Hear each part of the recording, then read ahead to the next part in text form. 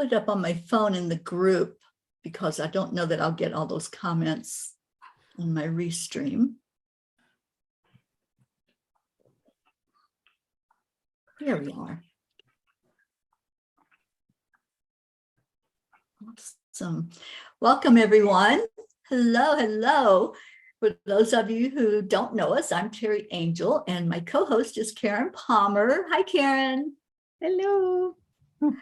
And we have a beautiful group in to help us do this discussion, our very first one. Karen, do you want to start with the sharing? Yeah. So what we had a feeling or a calling toward was to explore the lessons in the Course in Miracles with a little twist, having a few different books that Teri and I have both enjoyed. We thought we would open this to share. So I will be sharing from Holy Shift. And then I will also be sharing from the sparkly edition of the Course in Miracles. And then Teri will be sharing a couple of different points of view from other Course in Miracles, but they're all basically showing us the lessons in miracles. They're just giving us a different way to taste. So it's almost like, we're having a little smorgasbord of miracles. So the first one that I wanted to share about is, it's called, and you don't have to have these books. We wanted it to be an opportunity for people who, if you want to get the books, you can get any of these books on Amazon. You can get any of these books. The Sparkly Edition you can get by going to Borderland Orders at gmail.com. So you can get that book, the Sparkly Edition of the Course in Miracles, and you can be able to get that edition if you'd like, just for the cost of shipping. So if you want to do that, you can email that to borderlandsorders@gmail.com. But what we're going to be talking about today, this one that I'm going to be sharing, is Holy Shift. And it's a wonderful, wonderful book. And I wanted to share just a little bit about the introduction of this, and then I'll share the lesson for the day. So the Course is a love letter written from your soul to your ego. In this love letter, you are asked to let go of your separate self-image, made of pain and fear, in order to experience your wholeness again. Your self-image is full of unworthiness because it is not really worthy of you. You, who are the beloved of God, are wholly blessed, says the Course. You, who are created whole, there is nothing missing and nothing unworthy. In the section that's text calls Seek Not Outside Yourself, the Course encourages us to stop searching for happiness, peace, and love that you long for outside of yourself. It's because we believe that happiness is outside of us that we have made a world into a giant shopping mall. It's because we believe that peace is outside that wars are fought every day on this planet. It's because we are looking for love instead of being loving presence that we are truly in a world where love is so hard to find. So the lesson for the day is, and this is the first lesson of the day, January 1st. It's one of my absolute favorites. This course does not aim at teaching the meaning of love, for that is beyond what can be taught. It does aim, however, at removing the blocks to the awareness of love's presence. which is our natural inheritance. The opposite of love is fear. But what is all encompassing can have no opposite. This course can therefore be summed up very simply in this way. Nothing real can be threatened. Nothing unreal exists. Herein lies the peace of God. So I just invite us to drop into our heart and take those words into just a moment of just reflection, that it doesn't aim at teaching the meaning of love. This course isn't going to teach us love. It's not going to teach us about happiness. It's not going to teach us, because all of those things are in us.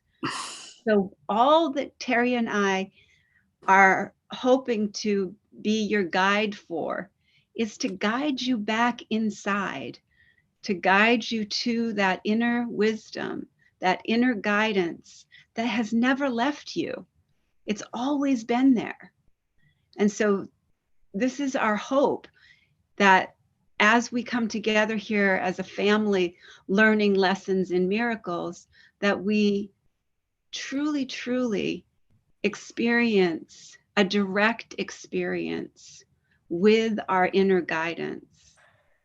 So I'll let Teri go on to her next part, and then we'll come back and we'll circle back to the lesson of the day from the Sparkly edition.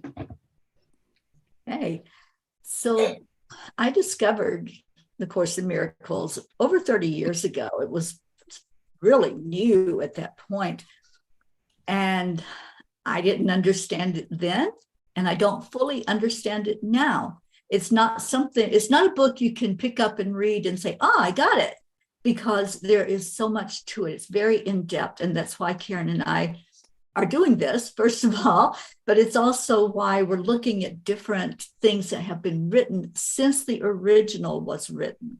The original is just called A Course in Miracles, and the very first thing that the course goes into is an introduction to miracles. And I think we use that word, but do we fully understand that word? Does any of us really fully understand what a miracle is? Because it goes into a lot of teaching in the very beginning of the Course in Miracles about just what are we talking about? And the very first thing they give are the principles of miracles. And I'm not going to read all these principles. There's a lot of them. But the very first one that it talks about says, there is no order of difficulty among miracles. One is not harder or bigger than another. They are all the same. All expressions of love are maximal.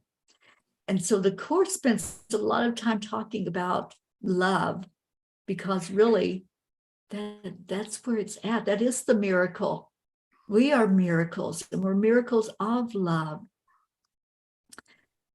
Alan Cohen wrote A Course in Miracles Made Easy, and I am loving his book. I had not discovered it until we decided we were going to do this teaching, but I just want to give you a couple of quotes from his book, A Course in Miracles, at the very beginning of his teaching. He says, fear hurts and love heals. And that's really it, you guys.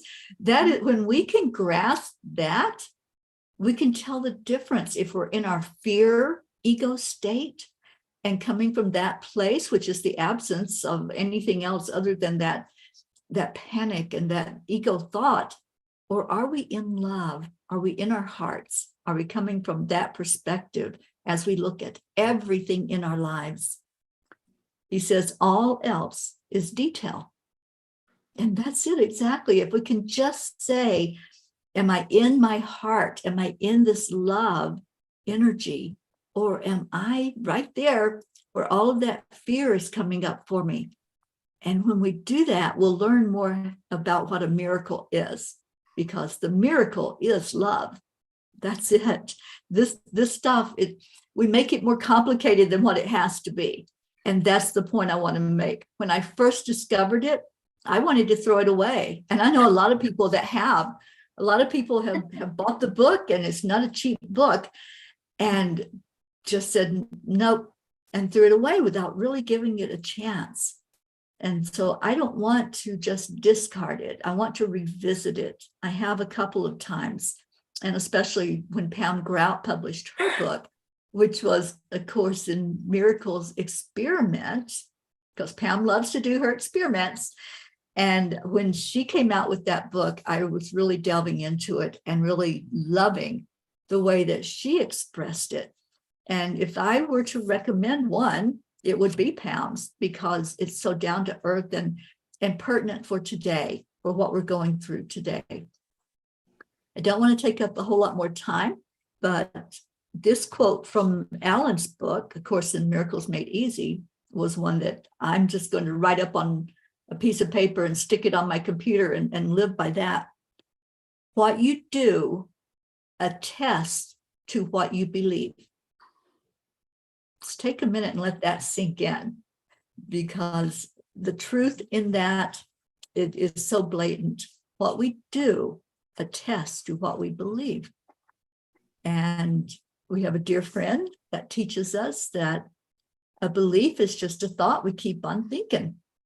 And if we can look at that and revisit our beliefs, then we're going to see, oh, do I still believe that way? And we change every day. So our beliefs can change every day. Karen, I know you're going to go into the lesson. I'll see what you're going to do, and then we'll see if we need to do that first lesson from the original Course in Miracles. Do you want to do that? Oh, go ahead. No, you're muted. So this is the sparkly edition. Oh, it is I sparkly. absolutely love this book.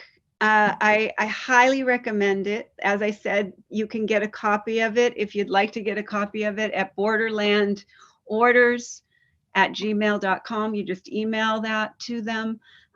If you want to get just one book, you can get one book. If you want to get a whole case of books to give to people, you can get a whole case of books. All they're asking is the shipping.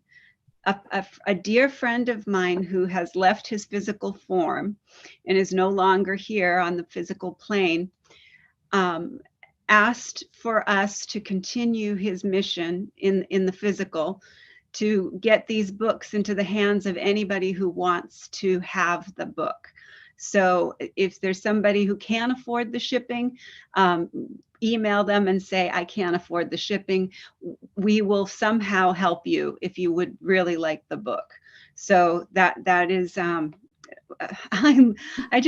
love the book. I can't put it down. I'm just been so grateful. It was the calling that brought me to call Teri so that we could do this group. It has been a stronghold for me in helping me to really, really navigate some difficult challenges so that I can truly experience transformation. So this is an exciting, yeah. Can I interrupt? Blue is on, and she says, are we all reading from a different book? So to just take a minute, Blue, what we're doing, we're pulling together information from different people who have gotten a better understanding. I have some understanding. Karen has some understanding. I'm sure all of us that are here know a little bit, but we're just really trying to pull things together to make it make more sense. So that's what we're doing. It's not that you have to read a book. We're going to come on every night and do a lesson and do a teaching. So that's it. And you don't have to have the book if you don't want to have the book. We're going to be reading the lesson and doing the reflection every night together. So you don't have to have any of these books if you don't want to have them. We're just suggesting that if you do want to have them, these are the ways that you can acquire them. So what I'm reading is the purpose of the workbook. The purpose of the workbook is to train the mind to a different perception of everything in the world. The workbook is divided into 2 sections. The first is dealing with the undoing of what you see now. The second with the restoration of your sight.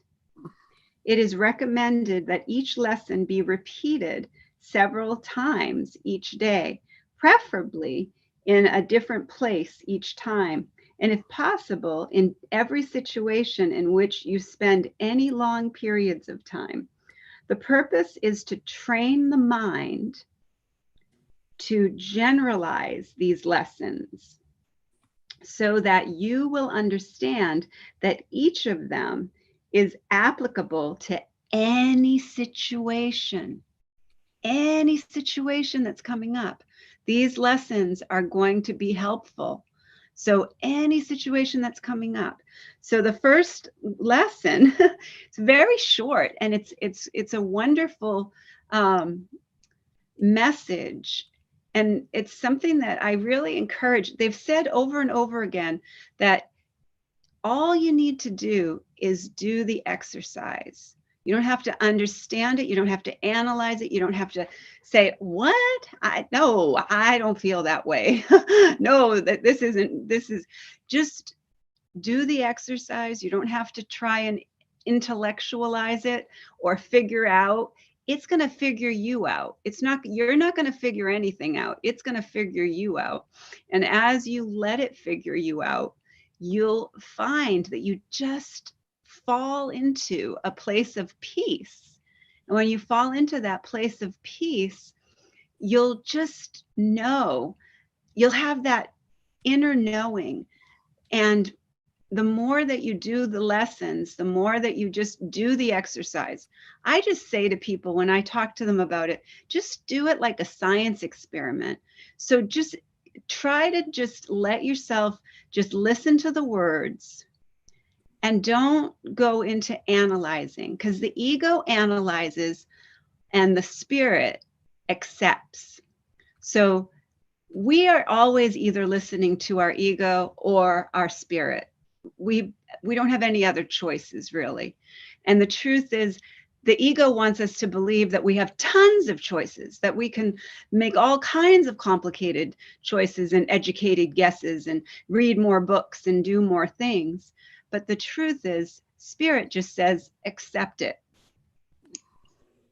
Ego is analyzing and figuring it out and intellectualizing. So you get to choose how you experience this experience. It's really a direct experience. It's your choice, and it's going to be your experience. So nothing I see in this room, on this street, from this window, in this place means anything.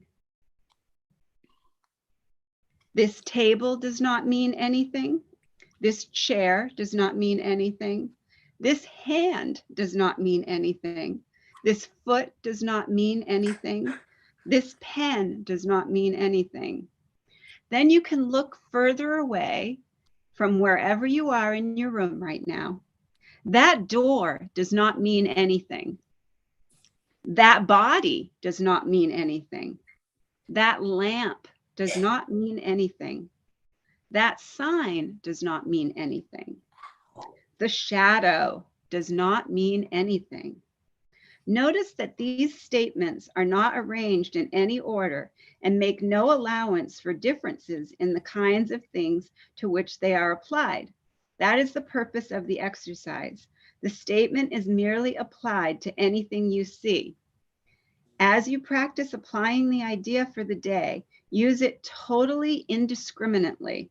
Do not attempt to apply it to everything you see, for these exercises should not become ritualistic. Only be sure that nothing you see is specifically excluded.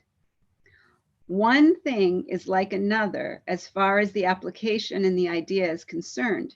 Each of the first 3 lessons should not be done more than twice a day, preferably in the morning and the evening, nor should they be attempted for more than a minute or so, unless that entails a sense of hurry and a comfortable sense of leisure.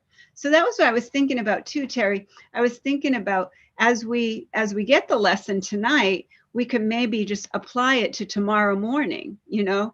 So this lesson that we're doing tonight, we can wake up in the morning and say, okay, I'm going to lay in my bed. I'm going to look around my room. I'm going to just take a moment and I'm just going to say everything, just take 1 minute to pop my, and choose the things, you know, that your eyes land on. Don't try to exclude anything or pick anything. Just try and let your eyes land on a pillow. That pillow doesn't mean anything. These blankets don't mean anything. You know, just anything that you just pop your eyes on. So that's a suggestion that I was thinking. That's what I'm going to do anyway. I'm really excited because I feel like you're going to hold me accountable, and I feel like we as a family are going to be able to be accountable. Now, Teri and I are what I would say a perfect example of a holy relationship. We hold each other accountable, and when she goes into her dark places and can't remember who she is, I hold her up and say, this is who you are. Don't forget who you are. I'm here with you. I'm holding your hand, and I am here to see you as you truly are when you can't see yourself. So I'm thinking we might want to buddy up. Anybody wants to buddy up to have that experience too. So that's why we have that group that we put together on Facebook. So anybody who wants to do a buddy system, I highly recommend it. My buddy is the best buddy. Teri and I have a wonderful, wonderful, holy relationship. And I want us to, you know, be able to explore that as a group. So each person just feel into that and see if that feels good to you. Absolutely. And I just want to take a minute and see, do we have newbies here? Is there anyone that has never delved into A Course in Miracles before? If you want to share that, if you want to raise your hand. Roz, oh my goodness. Oh, I just got chills. Okay, so we have Rosalind. We have a lot of people online. Does anyone want to share if you are new to this teaching? Because I have to tell you something. Chris, you're new to it? Okay, awesome. Yes. Okay, so I have to tell you all, when I first found A Course in Miracles, and like I said, it was way long ago, decades ago, and I did this first experiment, I'm going, what the heck am I doing? So if you're at that stage of what the heck is this, it's okay. It's perfectly okay to be at that stage of just not knowing. And we encourage you, just go into it with an open mind. Because when you do these exercises, what we're doing is what Pam Grout calls deconstructing constructs. That's exactly what we're doing. We live in a material world. We do. Everything that we see, everything that we envisioned and we've created, it's all material. So we're deconstructing constructs to get us back to what's real, which is inside of us, which is love. And the fear, the ego state, is what's going to keep us separated from that. So if we can look at something, let's say, look at your phone. Go ahead, look at your phone and say, that phone doesn't mean anything. And at first, you're going to say, oh, that was kind of expensive. That means something, right? So we go immediately to that material part of it. What we're encouraging you to do is to just step back, just take a breath and step back and really look at how things don't mean anything. We're deconstructing all of that to get us to a place of what is real. So this very first lesson, it is a hard one. It doesn't start easy for us, you guys. But the more we can delve into, okay, what's real, what's fear? And those, like Karen said before, that's our options. Those are our options. And when we can apply ourselves and say, okay, I'll give it a chance. I'll be a little open-minded. I'll go with this, and just do it a few times. And like the course says, don't overdo it. Don't just go crazy with it and go through your house talking to everything, but just start to take it in easy and soft, and be very gentle with yourself with it. We're going to be very gentle as we teach it and lead it. We're not really teaching, we're just bringing the information to you.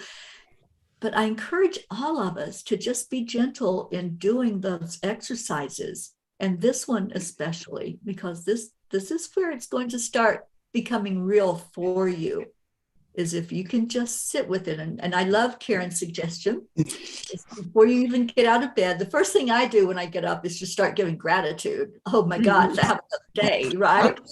But then just take that breath and just start going over, that's not real. That door is not real. That picture's not real. And just start doing the exercises. And I would encourage too that you just do this playfully, and remember again, when we're curious and not critical, we get to have new experiences. So just let yourself be curious and playful with the experience, and with each of the lessons. And just do the lesson and don't question it. Don't analyze it. Just do the lesson and then move on.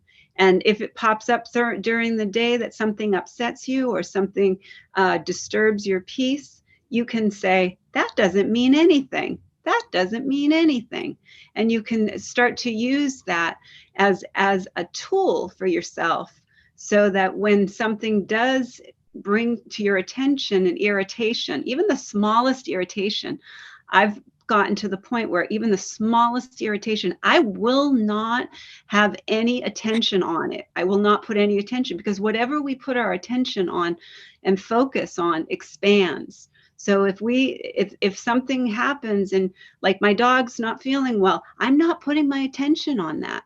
I am not letting myself continue to think those thoughts, because they're not helpful. So that thought doesn't mean anything. What I'm seeing doesn't mean anything. And that doesn't mean that you don't take action if spirit guides you. But I'm saying just be playful and curious. Exactly. I love Joanne's comment. I'm so happy you all are here with us online. Joanne says, I've glanced at the book, but was overwhelmed and put it to the side. One thing I saw, I think Alan Cohen was the one that said, the Course in Miracles has been purchased by millions and millions of people have purchased this book. It's been read and studied by few. So I'd love to change that. And I love that you all are all joining in with this. And let's delve into it. And if you have questions, ask questions. And we have that Facebook group set up. It's called Lessons in Miracles. And we encourage you, if you're not there, to go join it. But I know we only limited this to half an hour, but I just want to see if anybody has a comment or question that we can answer quickly before Can we you get read off the one, here. the first lesson from Pam Grout's? Yeah, I think the first lesson's the same in all the books. Did she say the same thing though? Because she does a different twist on it, sort of. Right. Well, what she goes into is deconstructing the constructs. So okay, perfect. It is the same lesson. All of them are going to have the same first lesson, second lesson. So we're going to have that lesson, but different views. And that's what I'm saying. Pam's is, okay, let's look at this and let's deconstruct those beliefs and how we look at things. And I fully give Pam credit for me being able to let go of so much in my life. And by studying what she wrote in Course in Miracles experiment, because it's letting go of material things that sometimes can hold us down and weigh us down and keep us back. So, okay, so I know we're out of time, but I just want to see if anybody, are you lost? What are your thoughts? How would you like to see this progress forward? Because we're going to be here every night doing a discussion. So just take a minute to open it up and see what people are thinking right now? Jean? Could you say that what it kind of is telling you is that nothing really has meaning except the meaning we put on it? That's actually tomorrow's lesson. Oh, I'm sorry. No sorries in Pville. No, it's perfect. No. You're just showing your wisdom. That's all. Oh, okay. Because that's what, when I'm a dropout from the Course in Miracles, but when I reread the first lesson today before the show, and I understood it. Before I was like, what the heck are they talking about? But this time when I read it, it resonated with me. It did have meaning. So I'm hoping the third time's a charm. Good for you. Does everybody understand that first lesson? What you're supposed to do? Karen explained it really well. Just to go through whatever comes to your attention and just say, it doesn't mean anything. I'm just encouraging that we do it in the morning starting. So because we're doing this at night, I think that if we, because it could just start to be a new thing for ego to say, oh, I can't do that because I didn't do it in the morning. I think if we start fresh in the morning with the lesson, each night we read the lesson and then we do the lesson the following day.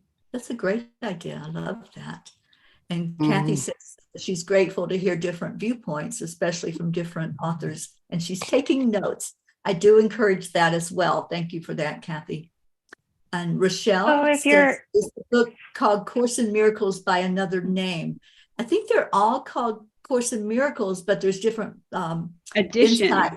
There's a COA edition. There's the Foundations of Inner Peace edition. So there's all different editions, but you can, as I said, you can get a copy of what I'm reading, the Sparkly edition, just by going to sending an email to borderlandorders@gmail.com. I'm going to type that in, Karen. And I think Rosalind wanted to say something.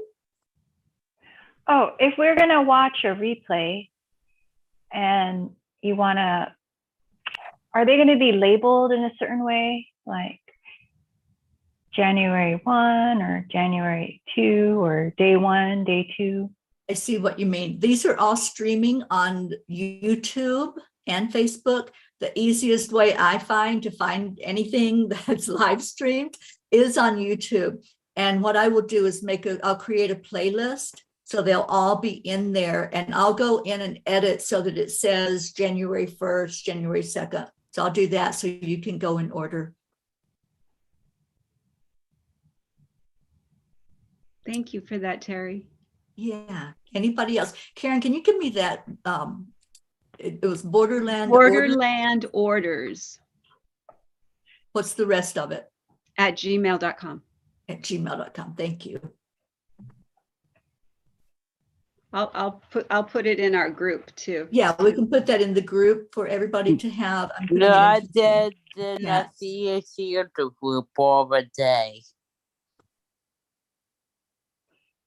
The new Facebook group. Yeah, the new Facebook group is Lessons in Miracles. Okay, I don't know how to do it, so I can ask my dad. Yes, have your dad help you. And I love Kathy's comment. It's helpful to hear and not to overanalyze the lessons. Yeah, it really is. When you just say those words and just focus on what you're being taught and let spirit teach you from what the exercises that you're doing. Okay, I know we've gone beyond and we have chanting to do. Jean, yes, I will label the YouTube videos so we know what we're doing each day as they are recorded. We'll know the date and the lesson number. Thank you for that. Okay, well, if you all want to stick around for our chanting,